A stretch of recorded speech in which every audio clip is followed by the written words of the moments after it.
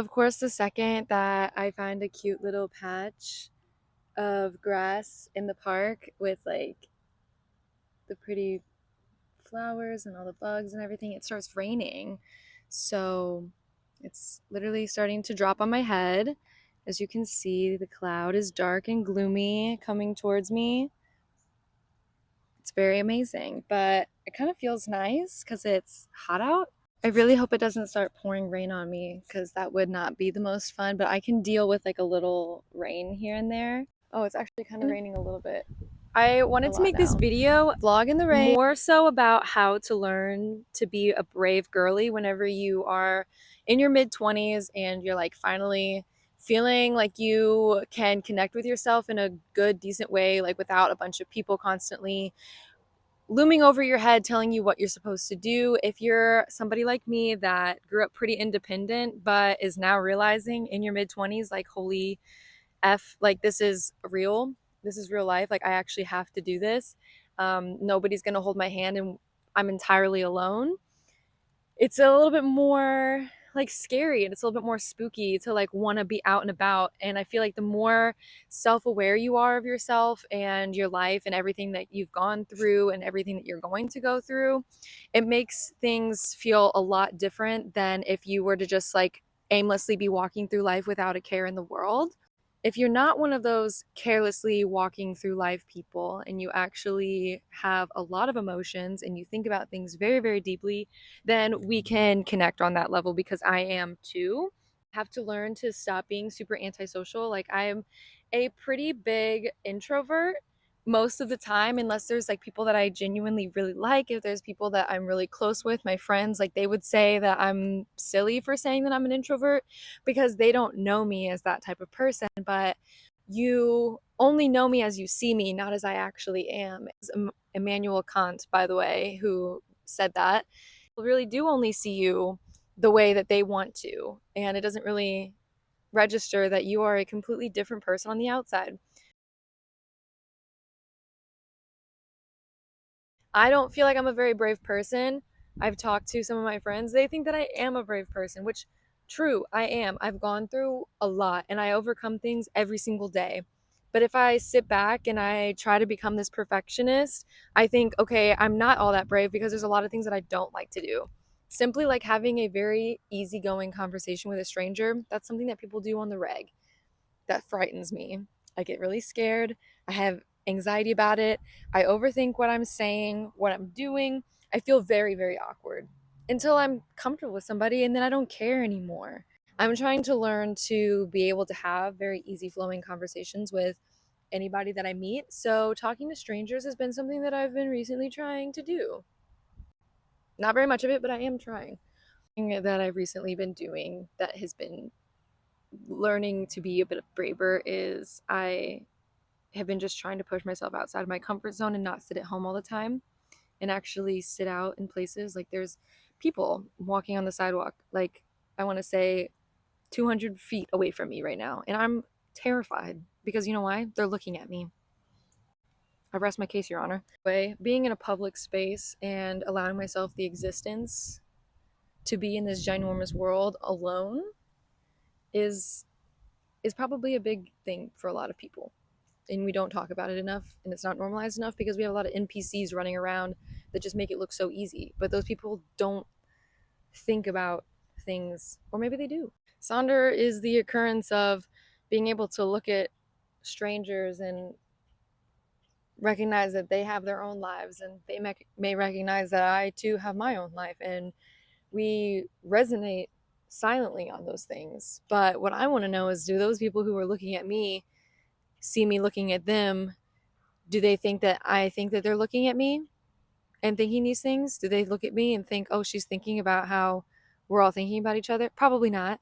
You know what that's called? Overthinking. And I have it. I have it. It's a problem. I got this book, The Artist's Way, back when I took my trip in Colorado, and I had seen this book come across my path several times, and there's just too many synchronicities that it was telling me like, hey, you kind of need to read this book. I'm about to be on week 8 because tomorrow's Sunday, and I've been doing it Sunday to Sunday. If you don't know anything about this book, it's like a weekly activity journal almost type beat to get you to unblock yourself, especially as an artist. But we all mainly need to be tapping more into ourselves intuitively, and this is helping me a lot. I know that a lot of people have read this book. I think that I will probably keep this for a long time and do it several times. I might even start it over as soon as I finish it, because I just don't know that I truly gave myself the ability to get as deeply into the activities as I think that I need to be. But that's what, like, this is all a learning process, and I think that it's amazing how much I've really like learned about myself and recognized about myself and others, and how much I can grow as a person. And like, I want to just keep doing that, get started with it. I've been doing my morning pages, and it makes me feel great, except for the fact that I've not been doing them in the morning. I actually have been doing them whenever I feel like, because I think that that is way more beneficial to me than doing them the first thing in the morning as soon as I wake up. Like, honestly, the idea of that kind of stresses me out. I don't want to think about like, oh, as soon as I wake up, I have to write something. Like, it just feels like a forced thing. And I like to go with the flow, even though it says that you need to be doing it first thing in the morning. Like, that is crucial. That's like the first thing the book tells you, is that it's crucial for you to do it first thing in the morning. So, again, that is why I'm planning on also redoing it, taking it more seriously, seeing if that has a different effect than the first time that I do it, and just kind of getting a different perspective on the book multiple times. Journal's probably going to get wet out here because it's like full on like sprinkling, but I think that that's so much fun. Like, I'm literally sitting in the rain and just talking to myself in the park, which this park is literally ginormous, and there's not a single person out in the grassy areas. Everyone's only walking on the paths. It is now also kind of raining, so there are less people, but this little area over here, like, the birds are playing. See them, they're literally just swooping around in the field in circles. Like, how cute. They're just playing in the field. So anyways, we're getting back to my wet journal. So I wrote a few things this morning while I was in the cafe, thinking about new things that maybe I want to try for this coming up week to get me outside of my comfort zone, or it's what I like to call comfortably discomforting, right? You have to get out of your comfort zone, right, to be able to stop fearing things. And if I can get outside of my comfort zone, then those things won't be fearful for me anymore. And that's just like how you continue to be a brave person and be comfortably discomfortable. I don't even know if that's really how you're supposed to say it, but it just feels like the best way to explain it. But let's talk about the things that I did do this week to make myself feel better, and say like, hey, yeah, you actually did this, instead of talking about all the things that you didn't do, because that's not a great way to talk to yourself. So on this list, I wrote a few things that I did try recently that was kind of new, and I enjoyed it, right? The Artist Way activity book, number one. I've been doing that every single week, but every single week is a new thing, and it's a new way to expand yourself, and that's really important. This last couple of weeks, I actually was dog sitting and house sitting, which is another new thing that was on the list that I tried, and it was really, really fun. It was really fun to learn how to be patient, not only with myself, but like situations, other people, life, right? And I was house sitting for 2 weeks. So I was very much so outside of my comfort zone, but I did all the things that I needed to do to make sure that I was comfortable. And the entire thing went pretty smoothly. 10 out of 10. I think that I feel a lot better about myself. I'm like, wow, you did something with yourself. That may not seem like a lot to some people, but it is a lot. It's a lot. The last 3 weekends, today, last weekend, and the previous weekend, I was off in the morning, and it's a Saturday. I have not been off on a Saturday morning from work in so long that I finally got to try something that I've always wanted to do, which is go to the farmer's market. And it was so cute. The first week, I will say, it was kind of wet. So there wasn't a lot going on, and I was disappointed, but I was quickly reminded that I was appreciative that I was able to go in the first place. And I thought, what fun, let's try it again. You can't just go once and then discredit it for the rest of time because it wasn't as big and bougie as you thought it was going to be. But my friend actually invited me to one of the evening ones that they usually hold on like a Tuesday. So like that following Tuesday, I went to an evening one, way bigger, live music, so much food. I did try some. I think it was crab rangoon from this one little place that was in there in like a little booth. I don't remember what it was called. And I think it was Thai. I think it was Thai food. Following Saturday, which would have been last Saturday, I went again and it was way bigger. It's been so nice to just do things on my own because then nobody's bothering me, talking to me. That's the introvert talking about like just like doing things on my own. I think spending time on your own is very, very important though, and I think that you should try it all the time. You should be comfortable spending time by yourself, which everything in moderation though, because if you spend too much time by yourself, it can be a really bad thing. So I think that the next time that I went was this Saturday. That's when I'm filming this. And I went to a different farmer's market. There was a few in the general area. So I went to a different one and there was live music again, lots of food. I did get a matcha from the cafe that I like that's really close by. I walked around and I tried some Indian food and I actually talked to some strangers. So I took a little snapshot picture, whatever. I took a picture of the place that they have that's close by. It's like a few towns away, probably like 20 minutes or so. But now I definitely know where to get good Indian food. Tried a chili, which was also really good. But the ladies were so sweet. 10 out of 10.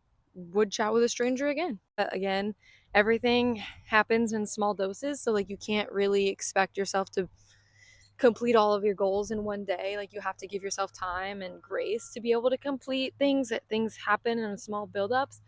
And then that's how you get where you want to go. It doesn't just happen all at once. And honestly, what what's the rush, right? Taking in small bits. This little bee right next to me is so cute.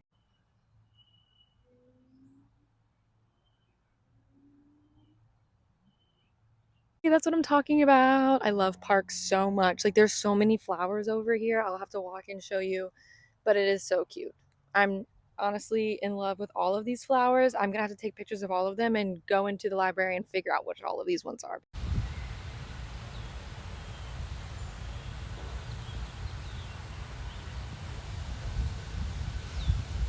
They are so pretty and it smells so amazing. Like I wish that you could smell it with the rain that's coming down.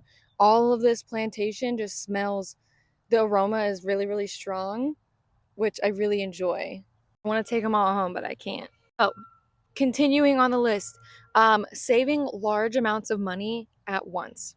I've never been somebody who thinks that saving small amounts like feels good or really gets you anywhere. The best way for me to personally save is to just take a large sum and throw that into my savings and not think about it ever again. Say you've always wanted to do something and then you finally start doing it and then you're like, "Oh my god, I'm like actually doing it. It feels so great." That's how I feel about this new book that I'm writing. Not a lot of people become best-selling New York Times authors. I don't really care about that. But I want to die one day and have somebody pick up a book and think, "Wow, what is this about?" And then it's like an open book full of like inspiration and knowledge and insight and guidance, and somebody says, "Wow, I needed this book. This could help a lot of people."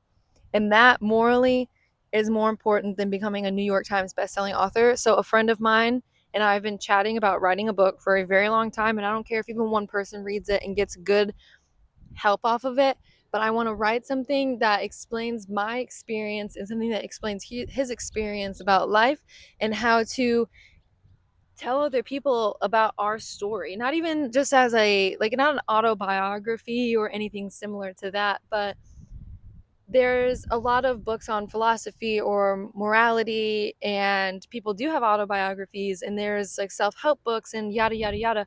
I want to combine all of that, all of the knowledge and everything that I've learned over time, combined into a book of poetry and references and explanations on how to get yourself free of this idea that you need to be doing something and you should be this and you should be that, and the word should happening all over the place, especially within capitalism. We are told that we should be doing something all the time. No matter what it is, there's always that word, which is should be. I don't feel like we should be having to do anything. I don't even think that we actually belong here, but we're here, and so we need to make the most of it. And I don't think clocking into a 9 to 5 constitutes living your best girl life. Reading a book with my friend gets me out of my comfort zone to do something that I've always wanted to do to help other people do the same exact thing. Okay? Which is just being brave. Intentional acts of discomfort, intentionally acting in the moment or on something and being present in that moment to actually enjoy it. Instead of just me and my friend at one point had chatted about, I said, instead of just eating a grape whole and getting it done and over with quick and dirty, why don't you take a bite of a grape and enjoy the juice? Taste the different flavors, get a different profile, right? See how you feel about it. Take another bite. Get at least 3 bites out of that grape. I know they're not that big, but you don't have to take ginormous bites. You can simply enjoy things by just being present in the moment and intentionally acting on it. And so that's what I do. And you know what? Maybe there's more, but it's a start. So these little things that I've done this week or just recently, those are really big things to me because I'm at least attempting, which is a lot more than people do in their daily life, which is getting, getting somewhere, finagle this in some way. Okay, this is like a Wow, if this little works, one-on-one it's chat. actually I'm on. kind of enjoying this. I've recently been getting too anxious about how I want to make my video setup styles. Like I'm trying to be too aesthetic and that's really throwing me off, and it's really ruining the vibe, and it's making it so that I actually don't produce anything at all. It's a little something that the book that I'm actually reading, The Artist's Way, is talking to me about this week, which is perfectionism. We try to get too perfect about things and then we end up not even doing it at all. So I kind of like this little one-on-one FaceTime chat thing. It works for me a lot better than trying to come up with a very cinematic looking video, which I think that most people probably genuinely like, but that's just not me, I guess. I do have an eye for that, but it would take a lot more out of me than I have to be able to sit down and actually just chat with you guys. Like I think that there's a give and take. Like I love being able to make very cinematic, like put together looking things, sequences of film, but I also just enjoy showing you what it actually is, because I think that too much of the time we are fed fake film, like fake media, and this isn't fake. This is just how it is. This is just life. I think that it's okay to make videos that romanticizes the things that you're trying to, talk about, which is perfect, but some things are just perfect on their own. And if you are thinking that you're focusing too much on how your video looks and not how it makes other people feel and like what it's doing, then like that's, you know what I mean? You got to focus more on how people actually feel. Like we're too focused on how things visually look. That's the ego that tells me I need to make the video perfect, not in actuality the people who need this video and they get what they need out of it, not because of what my background looks like or what I look like, but just because of who I am as a person and what kind of media I want to give to you. This is also a new thing. New things upcoming. 3 things listed for this week, mostly because I don't want to overwhelm myself. I need physical activity. Yoga, stretching, jogging, walking, all of these things, Pilates, dancing, jazz jogging. It's not jazzercise, but I like to call it um, like a jazz walk. So like you're kind of like listening to music, you're dancing, but you're taking a walk in nature at the same time. Like it's double exercise. Skipping, a lot of people don't think to skip anymore. When's the last time you skipped? It's actually way faster to get where you need to go and way less momentum and like movement. I don't know. Try skipping.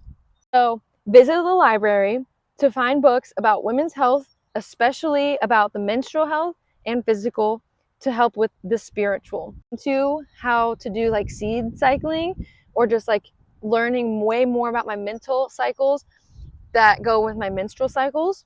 So whenever I am in like a really bad mood and things aren't going great, I look at my cycle, see how many days after or before I'm about to start my period, and decide if I'm in my luteal phase. Okay, if I'm in my luteal phase, does that explain how I feel like actual like garbage? I also have endometriosis, so that amplifies things pretty much on a regular month-to-month schedule.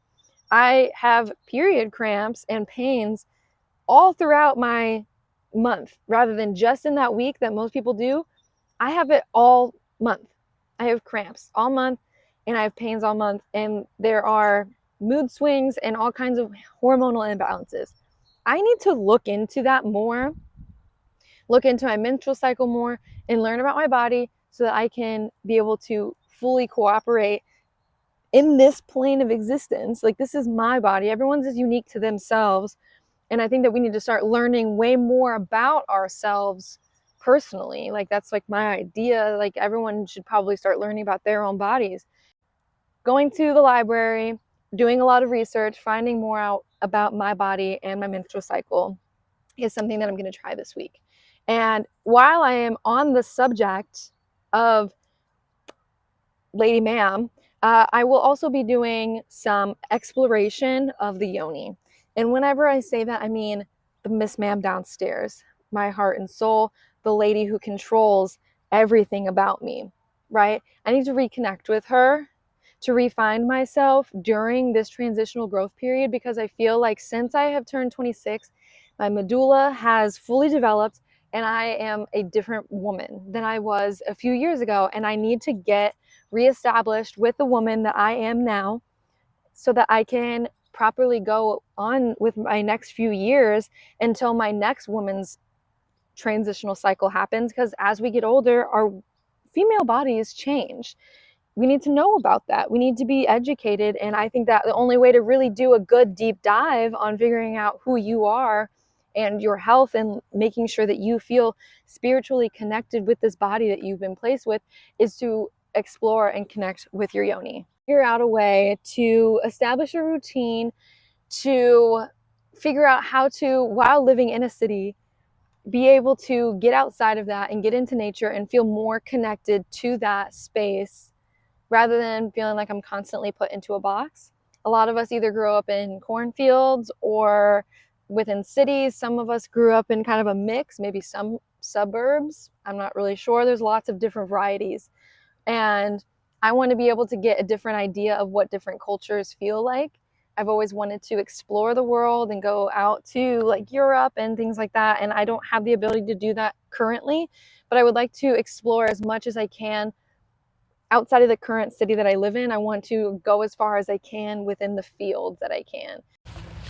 Thanks for listening to my little yap sesh, but we're going back to the car now because I'm literally sweating. I am wearing this little sweater set, but it was hot and muggy earlier, but I wasn't expecting it to be like hot and sweaty muggy. I don't know.